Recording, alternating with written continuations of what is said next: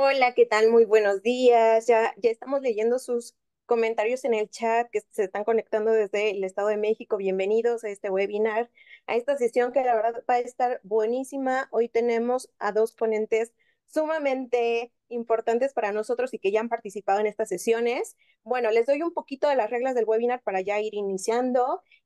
Como les comenté, ya estamos revisando sus comentarios a través del chat. Esa sección está abierta desde ya para que puedan ir comentándonos.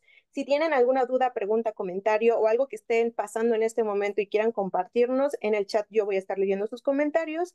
También pueden levantar su manita. Esto es muy importante que levanten la mano para que podamos abrirles el micrófono y puedan unirse a la conversación. Y si tienen dudas, también hay otra sección que tiene preguntas y respuestas y vamos a ir solucionando cada una, ¿de acuerdo? Pues vamos a ir iniciando. Mi nombre es Verónica Soto, yo los voy a acompañar en esta sesión y hoy tenemos a dos especialistas muy importantes, ya les decía, para nosotros, el doctor Juan Luis Aboites y del otro lado a nuestra licenciada Karina Aguilar, que ella es muy querida en esta zona de psicología en nosotros, en el equipo.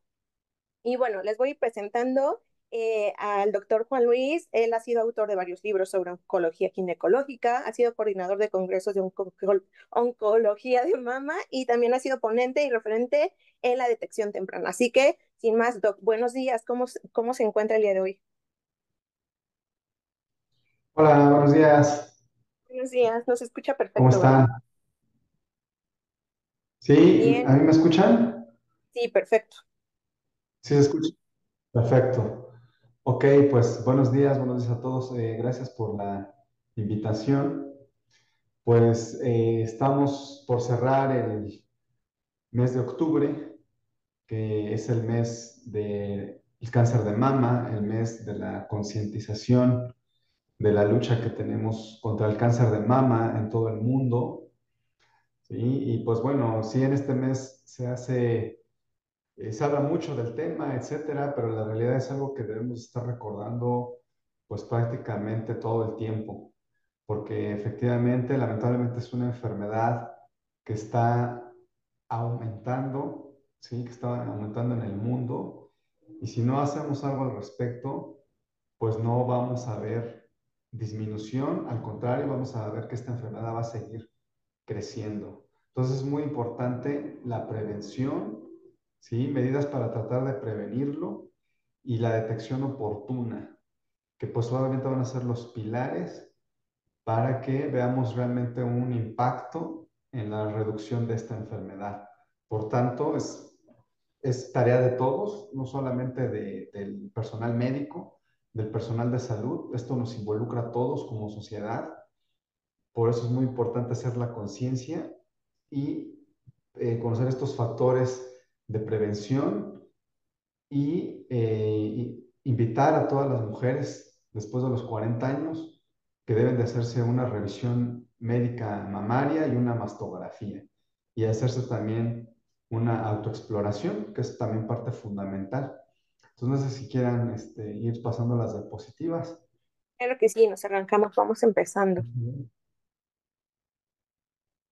Entonces, el cáncer, como les comentaba, pues es una enfermedad, el cáncer en general es una enfermedad que está en aumento. Y si no hacemos nada, pues el cáncer va a seguir creciendo. Actualmente se considera que una de cada cinco personas en el mundo va a desarrollar un cáncer. Entonces, vean la importancia que tiene esto. La que sigue, por favor.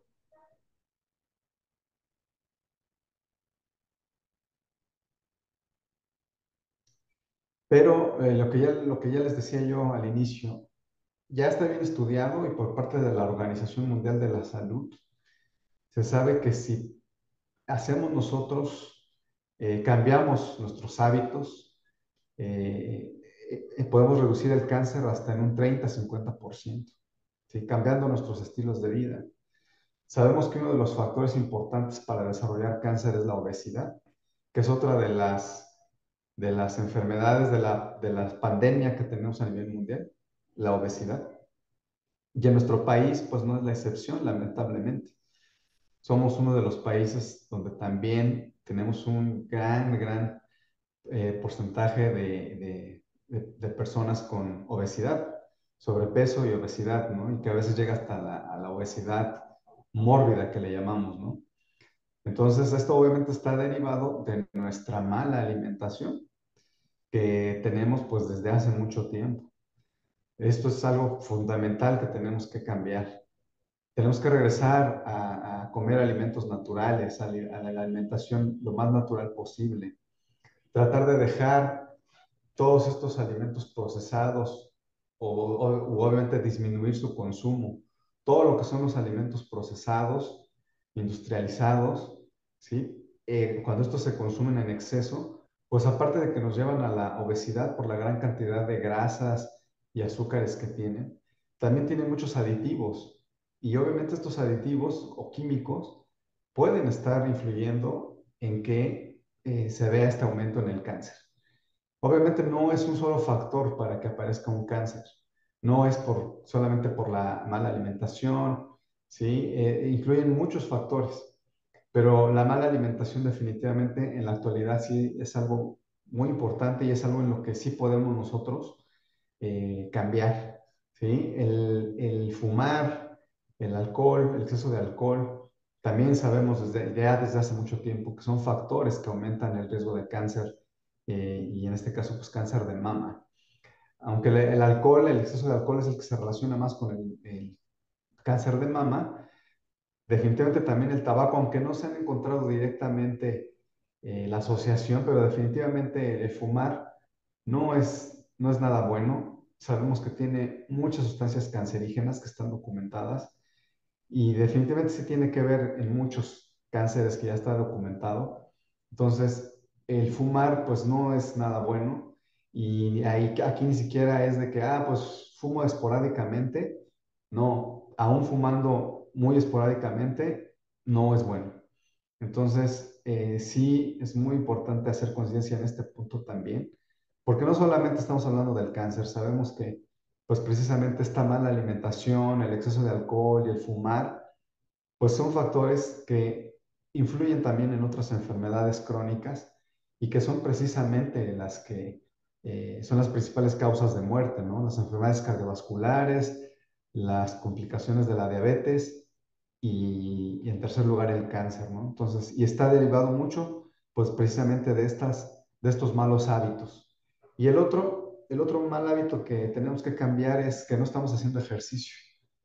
No estamos ya haciendo ejercicio, cada vez nos movemos menos, para todo queremos ir en auto, en Uber, ya no ni siquiera vamos a comprar las cosas que necesitamos, las pedimos por internet, por el Uber Eats, todo esto, ¿no? Entonces ya no nos estamos moviendo, no estamos haciendo ejercicio y este es el otro factor clave que también está impactando en el aumento del cáncer y obviamente del cáncer de mama. La que sigue, por favor. Esto es para verlo gráficamente, así es como lo muestra la Organización Mundial de la Salud. Vean, lo que se ve en rosa es, pues gráficamente lo vemos, la importancia es la cantidad de pacientes que hay con esta enfermedad. Esto es de nuestro país y vean, 31,000 casos, más de 30,000 casos anuales se reportan de esta enfermedad en nuestro país. Y el cáncer que le sigue es el cáncer cervicuterino, que bueno, no es el tema de hoy, pero también es un cáncer que a veces ya nos habla mucho, pero que también sigue afectando mucho a nuestras mujeres. Le sigue el cáncer de tiroides, del colorectal, el cáncer del ovario, que también son de repente cánceres relacionados genéticamente, ¿sí? Entonces, y que también tienen que ver obviamente con esto que estamos hablando de la mala alimentación, la obesidad, el sedentarismo, el exceso de alcohol, ¿sí? El tabaquismo. Entonces, pues sí es muy importante enfatizar en estos factores. La que sigue, por favor. Cuando vemos el mapa así a nivel mundial, vean cómo se pinta todo de rosa. Y esa es la importancia que tiene el cáncer de mama, porque es el impacto mundial. El que esté todo pintado de rosa quiere decir que en todos esos países el cáncer de mama es el primer lugar en cuanto a cánceres que afectan a la mujer. ¿Sí? Entonces esa es la la importancia, ven el impacto que tiene, ¿no? Cuando lo vemos así gráficamente, pues entendemos más de por qué es una enfermedad que se habla tanto a nivel mundial, porque pues es el principal cáncer que está afectando a nuestras mujeres. La que sigue, por favor.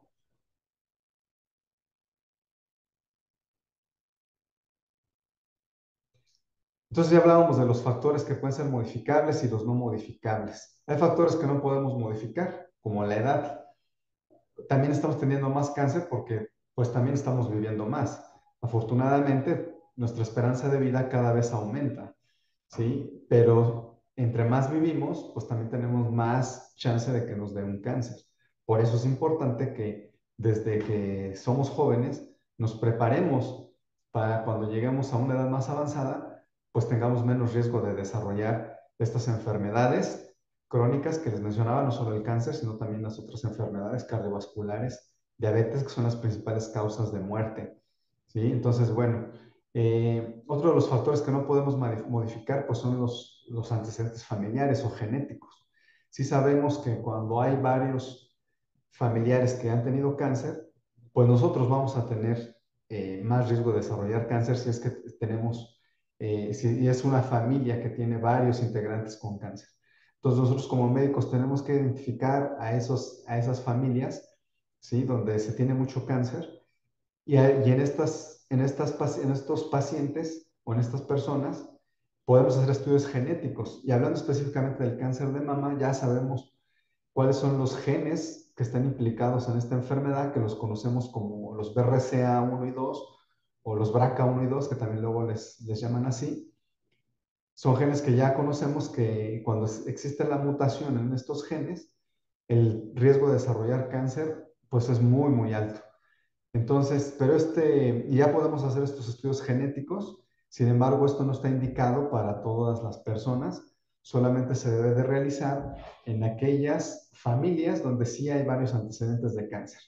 Es decir, si tengo por dos, tres tías que tuvieron cáncer de mama, otra tía que tuvo cáncer de ovario, la abuelita, ¿sí? El papá, la mamá, si hay varios antecedentes, no solo de cáncer de mama, de otros cánceres relacionados, como el cáncer de ovario, el cáncer del colon que decíamos, cáncer de estómago, de páncreas, si hay muchos familiares con cáncer de próstata, por ejemplo.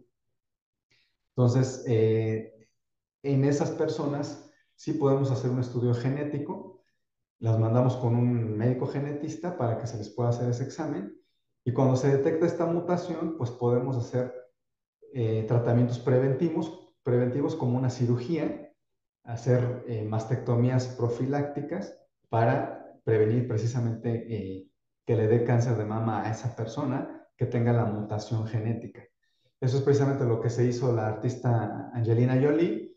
Ella tenía esta mutación, se hizo, y entonces ella se hizo esta cirugía profiláctica, se quitó ambas mamas y también le quitaron los ovarios. Y a partir de ahí, pues se hizo como muy famoso a nivel mundial esto de los estudios genéticos, pero les repito, no es para todas las personas, es solamente para aquellas personas donde hay muchos antecedentes familiares y que estamos hablando de que de todos los cánceres de mama, estamos hablando que es solamente alrededor del 5 o 10%.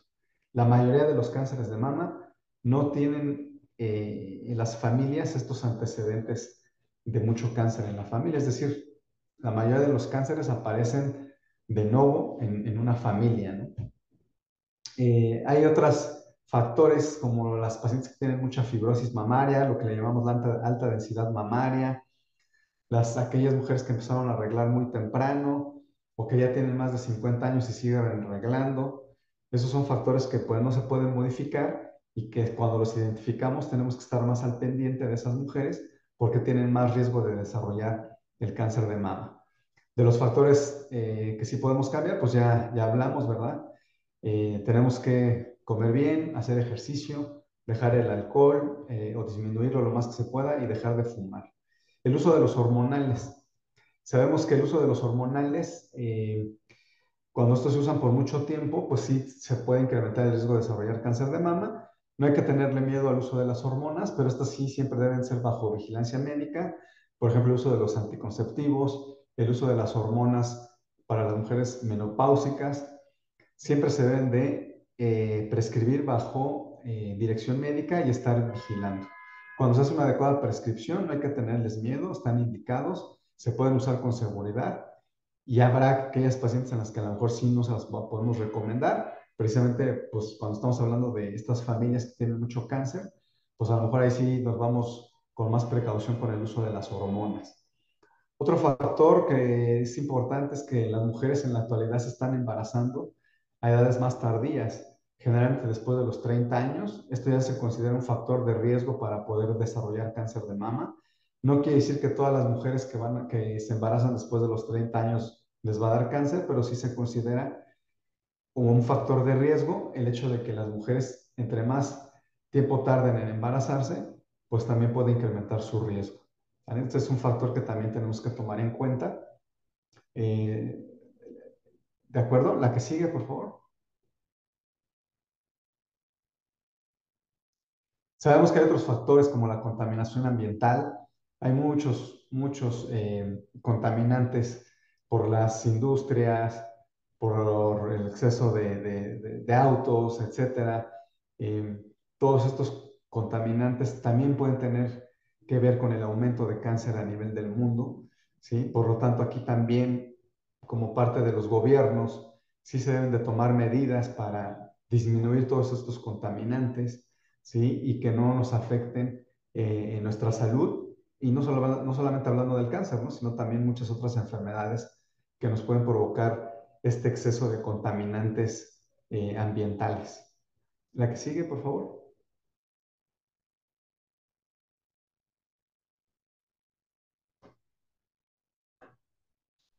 Eh, la mastografía sigue siendo el estudio de primera elección para poder detectar un cáncer de mama oportunamente, ¿sí?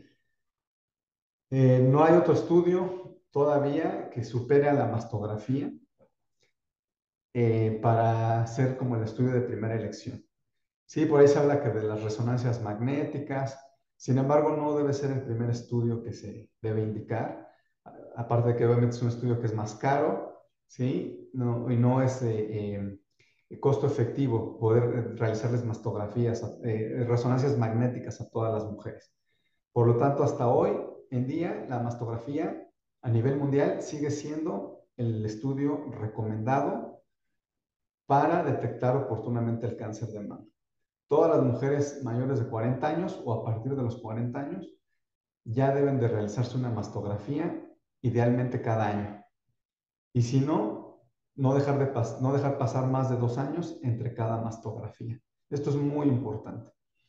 Antes de los 40 años, el estudio de elección sí no es la mastografía, generalmente les mandamos a hacer un ultrasonido en las menores de 40 años, pero igual esto siempre debe ser prescrito por el médico y cuando el médico pues está detectando alguna alteración en la mama que pueda requerirse pues de un ultrasonido, ¿de acuerdo? Y la resonancia magnética, pues ese estudio ya lo dejamos para cosas muy específicas, cuando con la mastografía y con el ultrasonido no podemos todavía determinar si hay algo que pueda ser sospechoso de cáncer, pues ya pasamos a la resonancia. Pero la gran mayoría de los cánceres de mama los vamos a detectar con la mastografía y con el ultrasonido. Y como ya les comenté, la mastografía es el estudio de elección. ¿De acuerdo? La que sigue, por favor.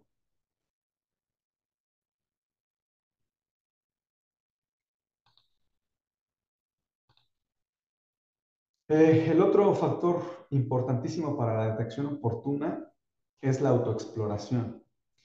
Muchas pacientes me dicen, doctores, que a mí me da miedo revisarme, no me sé revisar, y entonces esto es algo en lo que también todos podemos participar, decirle a todos nuestros familiares, a nuestras conocidas, que deben de autoexplorarse. Eh, el chiste es empezar a hacerlo, ¿sí? No tiene mayor ciencia. Con la yema de los dedos, revisarse cada parte del seno de forma circular, de arriba hacia abajo, de abajo hacia arriba, de un lado al otro, ¿sí? El chiste es tocar cada parte del seno. Lo pueden hacer frente a un espejo, sentadas, de pie, acostadas, ¿sí? y adquirir cada quien su rutina y hacerse esta exploración. En la medida que se acostumbran a hacerse su exploración, es en la medida en la que pueden detectar algún cambio, algo que antes no estaba, algún hundimiento, alguna bolita que no estaba, ¿sí? Alguna retracción, algún engrosamiento de la piel, ¿sí? Esto es, lo van a detectar más fácil, se acostumbran a conocer sus mamas, ¿sí? Entonces sí es muy, muy importante esto. Es algo que hay que estar recalcando y que todas las mujeres lo deben de hacer, no hay que tenerle miedo y conforme obviamente lo estén haciendo, pues van a poder hacerlo van a adquirir mayor experiencia en su propia mama de si hay algún cambio, como les comentaba. ¿Sí? Entonces esto es algo muy, muy importante. La que sigue, por favor.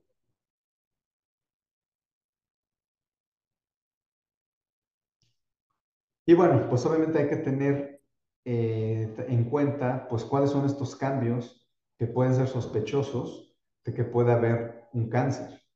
Pues obviamente lo primero es una bolita, ¿verdad?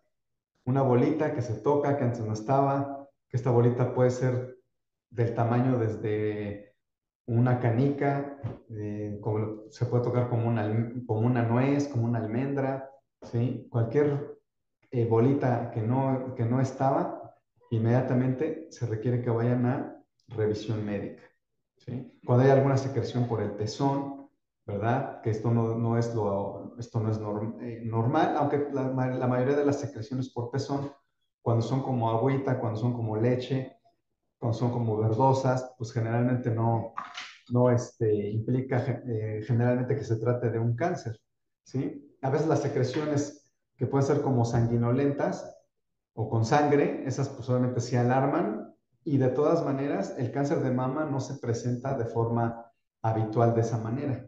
E incluso cuando hay esta secreción como con sangre, la mayoría de las veces no se trata de un cáncer, se trata a veces de un crecimiento ahí de las papilas de los conductos, que le llamamos papiloma intraductal, y generalmente pues eso no es cáncer, pues, pero sí se requiere hacer una biopsia.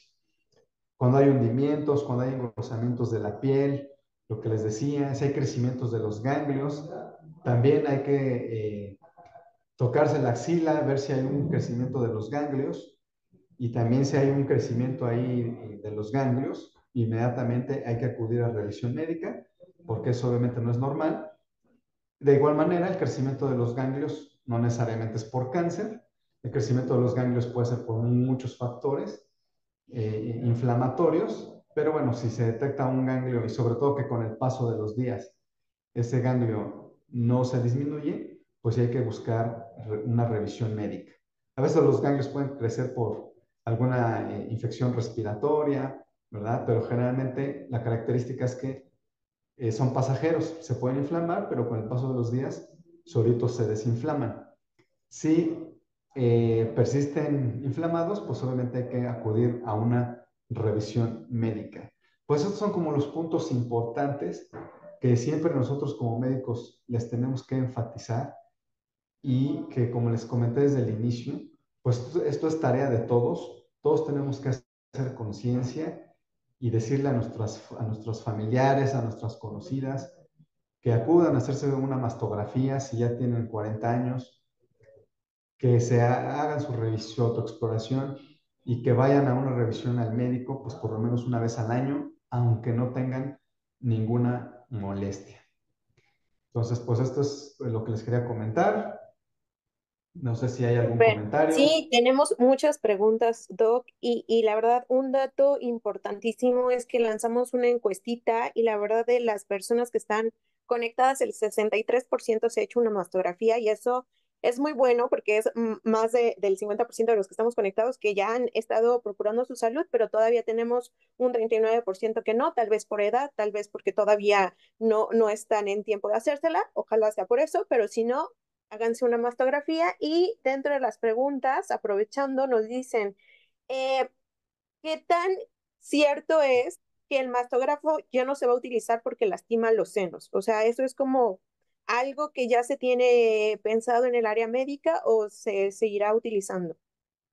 ¿O es un mito, meramente? Como les, como les comenté, hasta la fecha, a nivel mundial, la mastografía sigue siendo el estudio de elección, de primera elección para la detección oportuna del cáncer. Sí, yo sé que hay muchas mujeres que dicen, no me gusta ir a la mastografía porque me aplastan, porque me duele. Sin embargo, hasta la fecha no tenemos otro estudio que reemplace a la mastografía hasta la fecha. ¿Sí? Lo que se ha cambiado es mucho los aparatos de mastografía, son aparatos que tienen menos radiaciones, son también ya a veces están acondicionados para que no les lastimen tanto, ¿sí? Son digitales, es decir, los mastógrafos se han evolucionado. Y también a veces el dolor a veces también tiene que ver mucho de repente con la persona que está haciendo el estudio. Entonces sí también se tiene que ver mucho que ver con la capacitación del personal que lo está realizando. A veces no es tanto por el aparato, sino también del técnico que lo está realizando. Entonces, pues en todos lugares se está tratando de mejorar esto, se está tratando de tener pues mejores técnicos para que hagan los estudios, mejores aparatos de mastografía, pero hasta la fecha la recomendación mundial es que la mastografía sigue siendo el primer estudio de elección. Perfecto. Aquí nos dicen que qué pasa con las personas que se embarazan tardíamente, que aumenta un poco el riesgo, y de las que no planean tener hijos, ¿qué pasa? ¿El riesgo es todavía mayor? Sí, lo que sabemos es que pues la mama está diseñada, una de sus funciones principales obviamente es lactar a un bebé. Hasta que esa mama está dando una lactancia, está lactando, es que se considera que la mama termina su maduración. Y si esa mama nunca da lactancia, pues entonces se consideran esos tejidos inmaduros. Y por eso también las mujeres que no lactan, aunque se hayan embarazado, pero si no lactan, pues también tienen un aumento en el riesgo. Por eso también en la actualidad se está apoyando mucho a nivel mundial regresar a la lactancia materna, ¿sí? Aparte de que obviamente es un beneficio para los bebés y para la mamá también. Entonces eso es muy importante. Y entonces la mujer que no se embaraza, pues va a tener siempre ese tejido mamario pues, que no completó su maduración. Y las mujeres que se embarazan después de los 30 años, pues lo que les comentaba, entre más tiempo tarden en embarazarse, pues ese tejido inmaduro, hay más chance de que desarrolle una alteración celular, ¿sí? Porque tarda más tiempo en que complete su maduración. Entonces, entre más tiempo tarden en embarazarse, pues más chance hay de que ese tejido inmaduro pueda desarrollar un cáncer. Ahora, lo que les comentaba no quiere decir que todas las mujeres que no tuvieron hijos o que se embarazaron después de los 30 o 35 años, su primer embarazo les va a dar cáncer. Obviamente no. Lo consideramos como un factor de riesgo, ¿sí? Pero no es de que a todas estas mujeres les va a dar cáncer. Entonces, la realidad es de que es un factor que sí sabemos que puede incrementar el riesgo, por esto que les comento de la falta de maduración de ese tejido mamario, pero volvemos a lo mismo, lo principal va a seguir siendo pues la detección oportuna y cambiar pues todos los demás hábitos que sí podemos cambiar, ¿no? Que eso también es muy importante. Si cambiamos todos estos factores que hablamos en un inicio, pues también estamos contribuyendo a que nuestro riesgo de cáncer disminuya. Perfecto, pues hay bastantes preguntas todavía en el chat. Vamos a retomarlos al final para seguir con la presentación. Y bueno, le voy a dar la bienvenida a nuestro especialista Cari mientras para que podamos seguir con la parte emocional. ¿Qué implica todo esto de cáncer de mama, tener algún familiar, un conocido, una amiga que está sufriendo por este padecimiento? ¿Qué hacemos, Cari? Bienvenida. Hola, ¿qué tal? Muy buenos días a todos. Gracias por estar en esta reunión. Buen día, doctor. Buen día, Vero.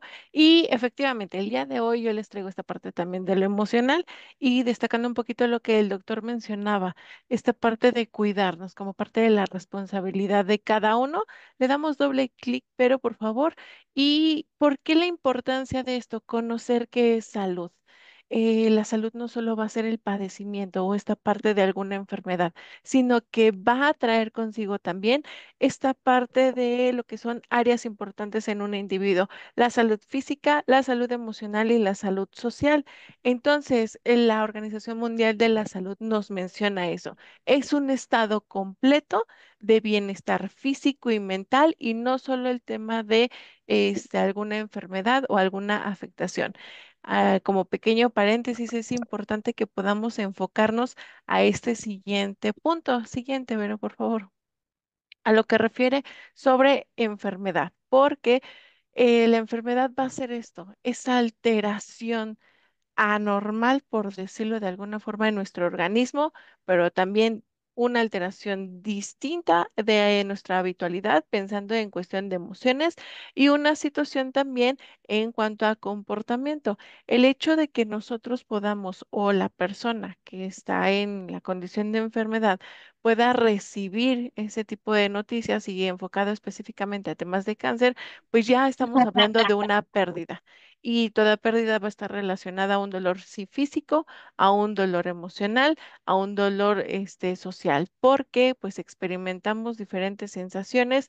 Esta parte de recibir estas noticias no son esperadas, a pesar de que tengamos presente que nuestro estilo de vida pueda no estar siendo el adecuado, pero es importante considerar que siempre hay una posibilidad de perder. En este caso, el tema de la pérdida de la salud. ¿Me regalas la siguiente diapositiva, Vero, por favor? Entonces, dos clics, porfa.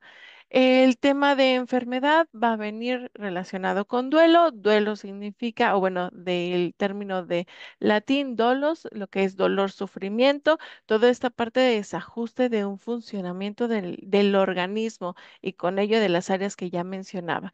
Entonces, se va a ver afectado por diferentes factores, lo que puede hacer desde alimentación, desde lo que puede hacer la activación física, porque nos vamos enfrentando a una enfermedad de esta índole crónica y por decir un ejemplo también perdemos cuando se trata de una gripe, aunque parezca simple, hay una afectación inmediata en nuestro organismo. Entonces, cuando hablamos de enfermedad, de sufrimiento, de dolor, muchas veces relacionamos esta parte de muerte y con muerte viene esta parte de ansiedad, depresión y algunas otras condiciones. Damos la siguiente, pero el siguiente clic nada más. Gracias. ¿Y qué es esto de duelo? ¿Cómo se relaciona con la salud? ¿Cómo se relaciona con la enfermedad? Bueno, ya lo mencionaba, todo duelo está relacionado a una pérdida, siendo ese duelo un proceso de adaptación a lo que parece una nueva vida y de alguna forma, pues muchas veces inevitable, porque tendemos a poder llevar los aprendizajes de diferentes momentos a lo que eso pueda ser mi presente, porque van a variar mis emociones en intensidad, mis emociones en presencia, en duración y sobre todo estas pueden ser, o más bien, son importantes para poder resolver lo que en mí ocurre, lo que es afrontar la pérdida de la salud. Aquí algunos tipos, pérdida de la vida, pérdida de aspectos de sí mismo y de objetos externos, porque duelo no solo se va a referir a temas de salud, sino el perder un trabajo, perder una casa, pero hoy específicamente pérdidas de aspectos de sí mismos. Damos la siguiente, por favor. Entonces, ¿cómo vamos a identificar cuando podamos estar en un proceso de duelo? Primero, la pérdida de la salud, yo como enfermo o las personas allegadas al individuo. Pero principalmente vamos a identificar dos grupos de síntomas. Esta parte de lo psicológico que viene arraigado a toda esa sensación de miedo, estas emociones de irritabilidad, estos pensamientos catastróficos, incluso la incredulidad sobre lo que puede estar pasando, como parte de una negación al no creer que estamos en una situación de enfermedad y de enfermedad de dicha índole. Todo aquello que tenga que relacionarse con aspectos mentales, emocionales, también abarca esta parte de problemas de concentración, problemas para poder decidir o sobre todo en esta cuestión médica, cuando se hacen las propuestas sobre la intervención, si pueda llevar a una cirugía, procesos de quimioterapias, no estamos centrados en lo que puede estar ocurriendo y puede haber una alteración, presencia de estos síntomas. También físicos, y aquí la importancia de poder identificar cuáles son, cuáles son esos síntomas que están relacionados con la condición. Es decir, ese dolor está surgiendo desde que hubo la atención médica o se ha intensificado o surgió un nuevo dolor desde que se dio el diagnóstico, porque pueden existir mareos propios de la condición de enfermedad, puede existir ese dolor de cabeza, pero si se ha intensificado, es parte de esta situación emocional que se somatiza, es decir, se reflejan las emociones en alguna respuesta fisiológica. Y en el caso de la persona enferma, en el caso de los que acompañan, pueden comenzar con este tipo de síntomas y no porque estén enfermando de la misma condición de su ser querido, sino propio del tema de las emociones, el cómo se estén manejando, dolor de cabeza, dificultad para respirar o esta presión en el pecho, esta parte de pesadez, cambios en la energía, dormir mucho, dormir poco, todo eso se va a ver reflejado y la importancia de la atención a nivel multidisciplinario, es decir, médicos, toda esta parte de especialización y toda esta parte de psicología con especialistas como tanatólogos. Pero la importancia de identificar estos dos grupos, tratar de identificar cuál es el origen de lo que yo estoy experimentando, eso ya nos lleva a una validación emocional, a ir de alguna forma asimilando la situación para llegar a estos procesos pues de aceptación propios de etapas de duelo. Siguiente, por favor. Eso es lo que mencionaba. Dos perspectivas desde el duelo, desde la pérdida de la salud, porque el proceso oncológico trae consigo muchos cambios. Le damos dos clics, por favor, en esta parte de los cuidadores y de los pacientes. En el lado de los cuidadores, el duelo de no aceptar que su ser querido pues está en una situación de enfermedad y una enfermedad crónica de atención, porque enfrentarse a estos procesos generan ese duelo sí de la salud para el que lo está padeciendo, pero también del acompañante porque se pierde la rutina. Perdemos otra vez todas estas actividades que pues ya teníamos llevadas en en nuestro día a día y ahora es estar en el hospital y ahora ya no es a lo mejor estar en el trabajo, sino estar en estas consultas médicas, acompañar a a nuestro enfermo y ya no solo eso también, sino en algunos casos hasta sentir el dolor al ver a nuestro ser querido en estas condiciones. Siguiente clic, por favor. Es importante que podamos identificar que la salud va a tener muchas variaciones y va a depender de la atención que cada uno puede estar dando. En el caso del paciente, es desde el momento en que recibe el diagnóstico, podríamos decir que está comenzando ese proceso de duelo, pero este inicia desde antes, desde el momento en que hay la iniciativa, vaya la redundancia, de poder prestar atención, de si hay algún dolor o incluso hasta la sugerencia que se hace, estar haciendo revisiones médicas ya no solo porque lo pidan en el trabajo, sino por la propia responsabilidad de la salud.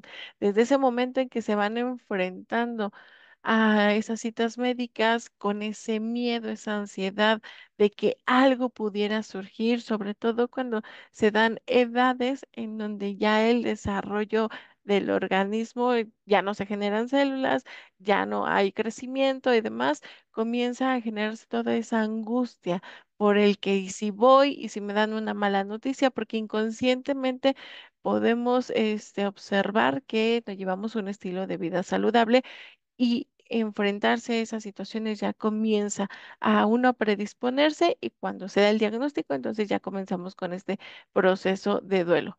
Prácticamente de una forma física es importante que podamos llevar todo esto a la par lo decía al inicio su servidora, la salud no solo va a ser la ausencia de la enfermedad, sino el cómo manejo mis emociones y cómo me relaciono con los demás. He ahí la importancia de que podamos identificar esas dos perspectivas, desde el paciente, desde los familiares y cuidadores. Siguiente, por favor. Ahora, el duelo va a traer consigo una serie de etapas, lo que puede hacer depresión, negación, enojo, negociación y al final de ellas aceptación. Pero es importante destacar que estas etapas no llevan un orden, no son lineales. ¿Por qué? Porque podemos empezar desde un proceso de una etapa de enojo cuando nos dan ese diagnóstico y mostrarnos, vaya, otra vez la repetición, enojado con ese ser querido porque no se cuidó, enojado conmigo mismo porque yo le pude haber dado un estilo de vida diferente y pasar a un estado depresivo donde yo me sienta sumamente triste porque ahora hay esta incertidumbre de qué va a suceder y regresar a esta parte de enojo en el que, pero es que no tuviera que estar en esta condición si se hubiese cuidado. Las etapas de duelo pueden ir de una a otra, no llevan un orden. Lo que es cierto es que podamos llegar a la etapa de negación. Damos algunos clic, Vero, hasta que lleguemos a la palabrita de aceptación, por favor. Y brevemente, negación.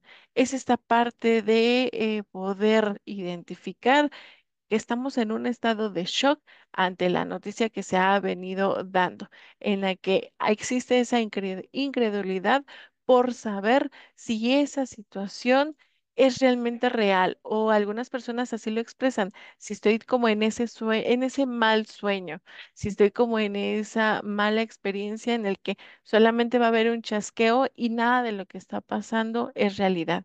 Esa negación nos va a llevar en esa línea, incluso hasta culparnos de lo que está sucediendo por lo que mencionaba hace un ratito. Yo pude haber hecho algo mejor. Enojos surgen aquí algunas emociones desde esa profunda desesperación, desde esa impotencia, esos sentimientos en los que nos lleva a poder creer que todo pudo haber sido mejor, pero sin dejar el reproche sobre lo que se ha perdido, la salud. La negociación en esta parte donde la persona va a albergar incluso el poder de sus creencias, sean religiosas o de cualquier otra índole, donde yo te prometo que si lo curas, esto es válido, completamente válido, porque las personas también nos construimos desde lo espiritual. Y aquí puede ser, más bien no puede ser, es un mecanismo de defensa para poder lidiar con lo que se está volviendo una realidad. Depresión, esos estados depresivos donde pueden existir rasgos de la condición de trastornos depresivos, pero la importancia de ello es poder experimentarlo y conforme el tiempo de cada uno, porque este es relativo, poder librar de esta etapa para finalmente llegar a esta parte de aceptación, en donde la persona, tanto el enfermo como los que están a su alrededor, puedan entender o comprender que pues la muerte es parte de un ciclo de vida y que la condición de enfermedad no necesariamente se va a significar muerte, pero sí un cambio a ese estilo de vida. Es importante que podamos llegar a esta que sí es la final, porque una vez que hayamos caído aquí, podemos decir que ese proceso de duelo se ha elaborado. Ojo, cuando existen los aniversarios luctuosos no significa que esto no lo voy a recibir con esa melancolía. Es entendible que existan ese tipo de emociones y sentimientos porque está arraigado o asociado esa situación a la pérdida. Sin embargo, la importancia de todo ello es que podamos hablar de esa pérdida sin que exista el desconsuelo como si estuviera viviendo en el primer instante. Siguiente, por favor. Ahora, la importancia de las redes de apoyo. ¿Cuáles son esas redes de apoyo? Estos cuidadores. Llámese familia, llámese amigos, llámese pareja, incluso llámese hijos.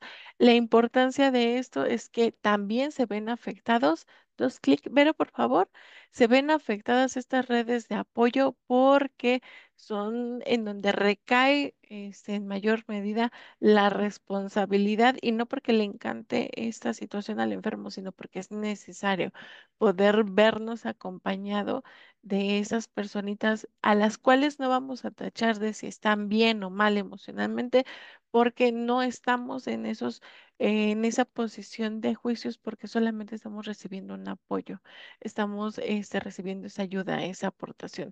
Y es que el respaldo de familiares, amigos, incluso hasta esta parte de grupos de apoyo, ayudan muchísimo a reducir situaciones de ansiedad, depresión y estrés que surgen a lo largo del tratamiento. Ya no estamos hablando, por ejemplo, aquí del tema del fallecimiento, sino del tratamiento, lo cual se vuelve desgastante. Estas oportunidades que tenemos con estas personas o estas figuras también les ayuda a ellos, porque estamos en una constante devolución de información, sentimientos, ni uno ni otro se lo queda, y esto también ayuda a que el paciente pueda adherirse al tratamiento. Hay algunos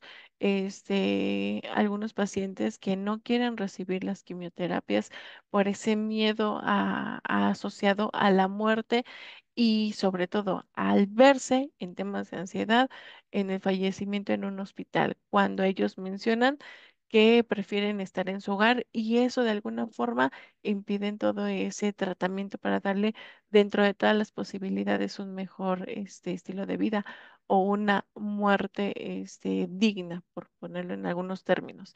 Entonces, entre estos grupos de personas, estas redes de apoyo, también se motiva al paciente, pues a esto, a regir con todo ese tratamiento, brindando la asistencia que se le pueda proporcionar, incluso desde el tema tanatológico, estas consultas con estos especialistas, porque aquí en las redes de apoyo se da esta resiliencia también, que de igualmente es importante para todos aquellos que se puedan unir al enfermo, se puedan organizar y puedan influir de una forma positiva.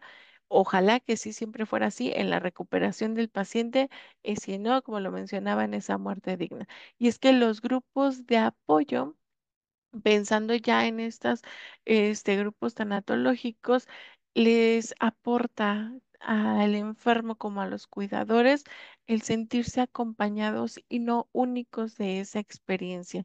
Esto es un papel importante para poder llenarnos de más posibilidades y poder no solo ver ese cielo nublado, sino con esos tintes azules, y poder mejorar de alguna forma ese bienestar psicológico. Siguiente, por favor. Ahora, de esta parte de la red de apoyo surgen estos cuidadores primarios. Aunque hablábamos de esta familia, de esta pareja, de estas amistades, surge ese individuo que muchas veces puede ser adjudicado al que o no esté trabajando o el que tenga mucho más disponibilidad de tiempo. Siguiente, por favor, en el cual ese va a ser el encargado del apoyo principal al enfermo en cuanto a situaciones, sí del hogar, pero también del hospital. Esto es importante, cuidarlo. ¿Por qué? Porque el hecho de que tenga más disponibilidad no significa que tenga la capacidad de poder lidiar emocionalmente con todo lo que viene alrededor de este tratamiento y de este seguimiento. Pero ojo, no sabemos tampoco quién pueda ser el que emocionalmente esté disponible para poder llevar todo este proceso. Por ello, la importancia de cuidar de el que sea ese cuidador primario, de poder en estos grupos, familia, pareja y demás, de poder planear el apoyo que se le pueda ofrecer a ese cuidador primario. Voy a ser muy repetitiva con esto, para que no tenga esa sobrecarga. Poder sí analizar la estructura familiar para poder hacerse de estos horarios en el que no exista el desgaste en mayor o menor medida de una única persona, porque al final los involucrados por algo se están involucrando. Entonces, de lo más importante es que ese cuidador primario también lleve un proceso tanatológico para poder, si bien no sabía en un inicio cómo manejar sus emociones, pero tampoco lo hacía saber con su enfermo para no llenarlo de más culpas, para que por sí mismo pueda lidiar con todo lo que en él ocurre. Le damos un clic, por favor, Vero, y he aquí la importancia de que cuidador también cuídate para que puedas acompañar y aprender. Siguiente diapositiva, por favor. Esta parte de cuidados paliativos la podemos revisar con los especialistas tanatólogos, en la que los cuidadores primarios son los primeros que tendrían que acercarse a este proceso a la par con su enfermo. Mientras el enfermo está en una situación de atención médica y dentro de todas las posibilidades también en una atención psicológica, el cuidador primario poder estar en esta situación de aprender sobre cuidados paliativos, porque este proceso ayuda o busca que las personas puedan brindarle a su enfermo una mejor calidad de vida, abordando no solo los síntomas físicos, sino también desde el apoyo emocional, y lo mencionaba, espiritual. Su objetivo es eso, aliviar, poder lograr una comunicación. Le damos 3 clics, Vero, por favor. Poder lograr esa comunicación y esa toma de decisiones, porque es la clave para facilitar el diálogo entre el paciente, entre el grupo de familia, los allegados y el equipo médico, asegurándonos que las decisiones sobre el tratamiento y los cuidados pues puedan verse en su línea para poder dar la atención como corresponde y además pues respetar la vida propia del paciente. Además, es importante tener este soporte en un proceso de duelo porque ayuda a los familiares a pues enfrentar lo que pueda ser esa pérdida y que sea de la mejor manera, que fuera saludable. Entonces, las intervenciones psicológicas que estarán incluidas en todo ese seguimiento también ayudarán en los cuidadores o en los grupos familiares a reducir esa ansiedad, a mejorar la adaptación de lo que pueda ser pues ya la ausencia de nuestro ser querido y fortalecer pues aquellos vínculos afectivos. Siguiente diapositiva, por favor. Y finalmente, en situación de enfermedad o en situación de red de apoyo, hay que cuidarnos. Hay que cuidarnos desde una alimentación saludable. Sí, no vamos a cambiar 2 años, 3 meses, no vamos a cambiar sobre el tiempo lo que puedan ser los hábitos que en su momento ya tuvimos, pero sí podemos tomar la decisión de que esto lleve un ritmo en donde pueda yo alcanzar la satisfacción y el bienestar en todos los sentidos. Sabemos que en este tratamiento y en todo este proceso se va a ver alterado esta situación, alimentación, descanso y la convivencia social, pero hay la importancia de poder dar la atención una vez que uno pueda dedicarse el tiempo a ello. Incluso aunque estuviéramos en una situación del cuidar al otro, esa organización que refería en la que puedan entre los familiares pactarse como algunos horarios es parte de que esa persona, ese individuo, pueda, si bien ha llevado días de descompensación en alimentación, tratar de irlo regulando. Sabemos y no vamos a desmeritar en que un día no va a ser la diferencia para lo que puedan ser los 15 días, más meses, más tiempo del tratamiento, pero sí lo va a hacer para ese momento. Entonces, alimentación saludable donde podamos recibir aquellos nutrientes que nos ayuden a regular nuestro estado de ánimo, esa hidratación que nos pueda llevar a oxigenar o ¿cómo se dice? Liberar un poquito lo que pueda hacer el pensamiento, dormir adecuadamente o al menos hacerlo con la tranquilidad que pueda generarse la persona en ese instante, hacer actividad física, esas caminatas incluso mientras esperamos a nuestro familiar que pueda estar en la quimioterapia, poder llevar esas caminatas que también generan sustancias que ayudan también a regular el estado de ánimo. Y aquí una pequeña frase, nadie sabe lo fuerte que es hasta que ser fuerte es la única opción que queda. Entonces, cuidémonos y cuidemos y acompañemos a los que están a nuestro alrededor. Gracias. No sé si existe alguna duda. Sí, hay algunas preguntas, pero lo vamos a retomar al final. Les presento a ellos dos nuevamente. ¿Dónde los podemos encontrar? Bueno, en Brim Connect, algunos de ustedes que ya están conectados tienen la aplicación, pero para los que no, los invitamos a descargarla para que la utilicen, vayan o programan una videoconsulta con cualquiera de los dos especialistas. Y para los que no conocen todavía la aplicación, aquí les dejo un poquito de lo que se trata. Tienen el código QR aquí para que la puedan descargar en este momento. Tenemos dos planes, uno individual, uno familiar. La verdad, cualquiera de los dos nos conviene muchísimo. El individual nos contempla la parte nutricional, psicológica y médico general. Tenemos embajadores de salud que con ellos, solamente con el pago de tu suscripción, pues no tienes un costo adicional. Tenemos especialistas también que tienen costo preferencial. Entonces, les conviene cualquiera de los dos planes, la verdad. ¿Qué vamos a encontrar aquí? Videoconsultas en segundos, podemos agendar desde la aplicación, desde donde esté se pueden conectar, recibir medicamentos si es que compran también a través de la app, porque contamos con farmacia, y también llevar la parte de monitoreo de su salud. Cualquier tema de signos vitales que quieran registrar, lo pueden manejar desde ahí. Y bueno, aquí nosotros pues les adelantamos el regalo para que antes de pasar a la sección de preguntas puedan ir descargando la app, conociendo los perfiles de los embajadores de salud. Ahí pueden encontrar a nuestra Cari para poder agendar una videoconsulta con ella, o al doctor Juan Aboites también se encuentra ahí con un costo preferencial. Así que, pues vamos un poquito a la parte de preguntas y respuestas para que no los dejemos aquí. ¿Les parece si hacemos esta dinámica de hacerlo breve, contestar sí o no en algunas preguntas que lo ameriten, y una explicación breve, si es que hay otras en donde sí se tienen que abarcar un poquito más? Para el doctor, dice, ¿funciona la mastografía en alguna mama densa?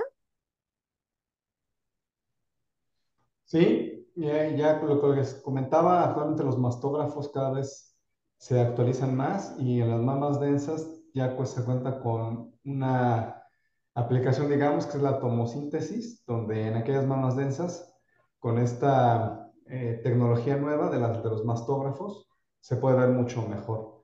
Pues ya la gran mayoría de los laboratorios actuales cuentan con este método, entonces esto ha ayudado bastante para las mamas densas. Perfecto. Sí procede como el resultado de la biopsia. ¿Qué tan fidedigna es? O sea, el hecho de mandar a hacer el estudio y que nos digan si esto implica ya tener o estar propensa a que desarrolles cáncer o no. ¿Qué tan fidedigno es este estudio? No entendí bien la pregunta. ¿La biopsia? Sí, la biopsia. Ok. Bueno, la biopsia es el estudio confirmatorio cuando estamos sospechando de un cáncer. Si la mastografía, el ultrasonido nos dice que se ve un nódulo, alguna calcificación, alguna asimetría que pueda ser sospechosa de cáncer, se tiene que proceder a una biopsia. Esta biopsia se puede tomar de diferentes formas, guiada por el ultrasonido, guiada por la mastografía. Si se toca la bolita, pues ahí mismo se hace en el consultorio y la podemos hacer de diferentes formas, desde la forma más sencilla que es con una jeringa, a unas agujas especiales para tomar la biopsia de mama o una biopsia abierta, que es donde ya abrimos con un bisturí para sacar el tejido, ¿sí? Dependiendo de cada caso, pero la biopsia es la que nos va a confirmar si estamos ante un cáncer o no, es la que nos va a confirmar o descartar. Y la biopsia solamente está indicada cuando por el estudio de imagen se detecta que pueda ser sospechosa de cáncer o si se toca una bolita, algún hundimiento que pueda ser sospechoso de cáncer y que el médico pues sí indique una biopsia. Perfecto. Cari, por aquí nos dicen, la palabra cáncer está relacionada directamente a muerte, y bueno, hay temas, ¿no? A lo mejor mi papá padeció cáncer de próstata, o mi mamá o mi abuelita o algo así. La aceptación de por sí es muy difícil. ¿Qué nos recomiendas tú en estas situaciones? Ok, bueno, lo principal siempre va a ser acercarnos a un proceso psicológico y no solo en una situación de enfermedad, sino justo para poder reconocer cómo funciono yo, cómo funcionan mis emociones y cómo responden. como parte, pensemos en esta parte de lo que es mi padre que enferma. Recibir la noticia para esta persona, incluso desde el estigma social, no es fácil porque es ese fuerte, ese sustento y cómo voy a venir a depender de los demás. Siempre llevemos una comunicación y antes de poder hablar, podamos escuchar lo que el otro nos está diciendo. ¿Qué me está diciendo mi padre en el tema de enfermedad? Que ya hay una preocupación, tratar de ser empáticos, no desde ponerme en no es fácil también, no estaría fácil porque las emociones son instantáneas, no esperamos como organizarlas. Si así fuera, sería mucho más distinto, más fácil la situación. Pero poder escuchar al otro, ¿qué está sintiendo? Puedo hacer yo una interpretación sobre lo que me está comunicando el otro, pero esa es una interpretación y entonces dejar esta carta abierta. Platícame cómo te puedo ayudar, porque yo puedo ofrecer la ayuda, pero no sé si el otro también lo quiera. Y de ahí poder partir en esta organización y poder acercarnos a todos aquellos medios. Ok, no quiero la terapia psicológica, hay otros recursos que aunque muchos de ellos puedan ser de desinformación, hay otro tanto que nos pueda llevar a la información correcta. No es lo ideal porque son acciones, sí que de alguna forma las denominamos terapéuticas y no sustituyen a una terapia, pero es una forma de podernos acercar a poder lidiar con todo este proceso de enojo, negación, comunicación, escucha, empatía, apoyo. Vale, perfecto. Hay una manita levantada, Sonia. Adelante con tu pregunta o tu participación.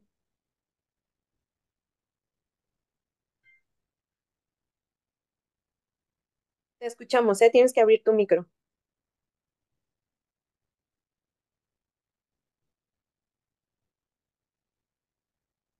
Bueno, mientras se anima, vamos a las siguientes preguntas, Doc. Hay em, algunos comentarios relacionados con cáncer y relaciones sexuales. ¿Qué tanto es un factor de riesgo el no tener relaciones sexuales en cualquier etapa de la vida? Por aquí nos comentan en menopausia, más de 10 años sin pareja,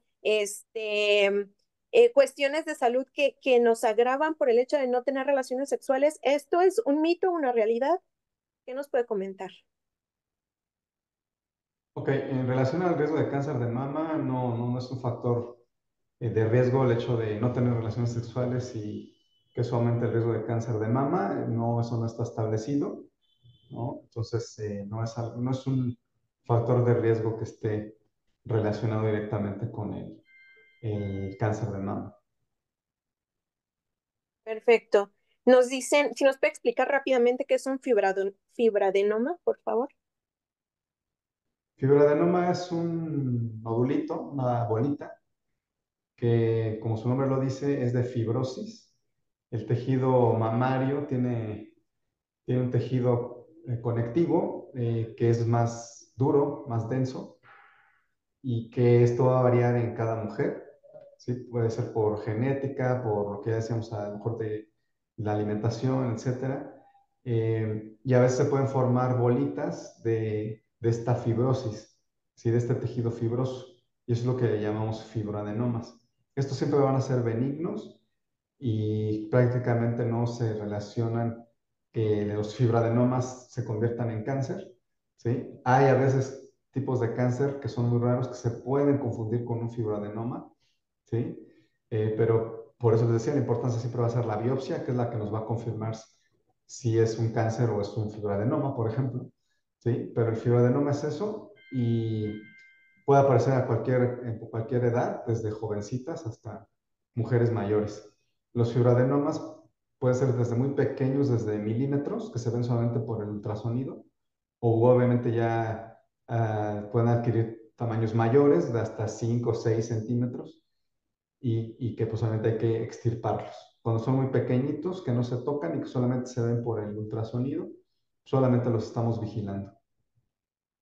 Perfecto. Y bueno, para ir finalizando la sesión, porque ya les estoy quitando un poco de su tiempo a los especialistas, Cari, en esta situación de que nos hacemos la autoexploración, pero a veces nos da miedo porque obviamente esperamos no encontrar nada, pero tenemos este factor de, ay, ¿qué pasa si sí? O de pronto un tejido que a lo mejor es tejido normal, pero lo estoy tocando de una forma que yo siento que no es normal y me empiezo a predisponer. ¿Qué consejos nos darías para que, pues, estos pensamientos que de pronto me llegan se eliminen y yo pueda proceder a confiar en que una autoexploración va a salir bien?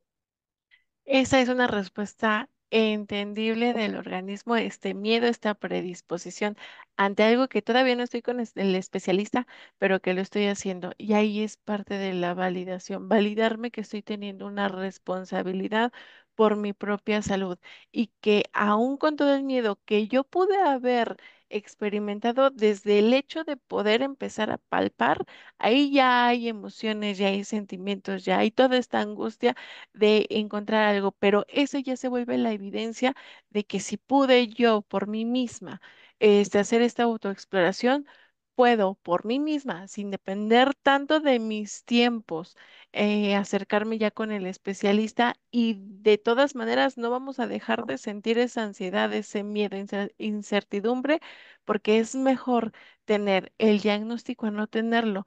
Esto se llama ansiedad anticipatoria. Me estoy anticipando ante un hecho que pueda ser catastrófico, pero como no lo estoy llevando a una realidad, estoy viviendo en ese constante.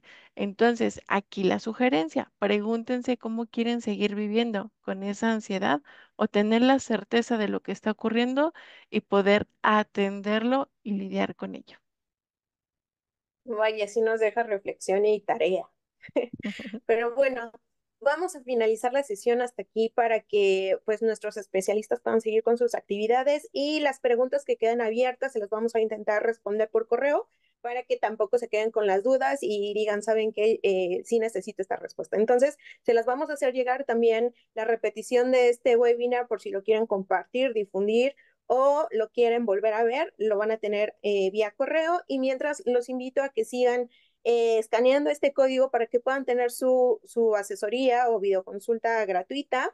No lo desaprovechen, por favor, es una oportunidad única para que puedan ustedes pues dar ese pasito, ¿no? Ese pasito que les falta para seguir monitoreando su salud, para seguir cuidándose. Y bueno, muchísimas gracias, doctor. Muchísimas gracias, Cari, por estar aquí y por apoyarnos justamente en este webinar. Espero que les haya gustado a todos. Y bueno, nos vemos en la siguiente sesión. También, si quieren Gracias. unirse por WhatsApp, aquí les están mandando el link para que se unan al grupo, puedan saber cuáles son los siguientes temas y unirse en otros eventos como este. Entonces, nos vemos en la siguiente sesión. Excelente miércoles para todos. Igualmente, excelente día. Hasta luego. Gracias. Hasta luego.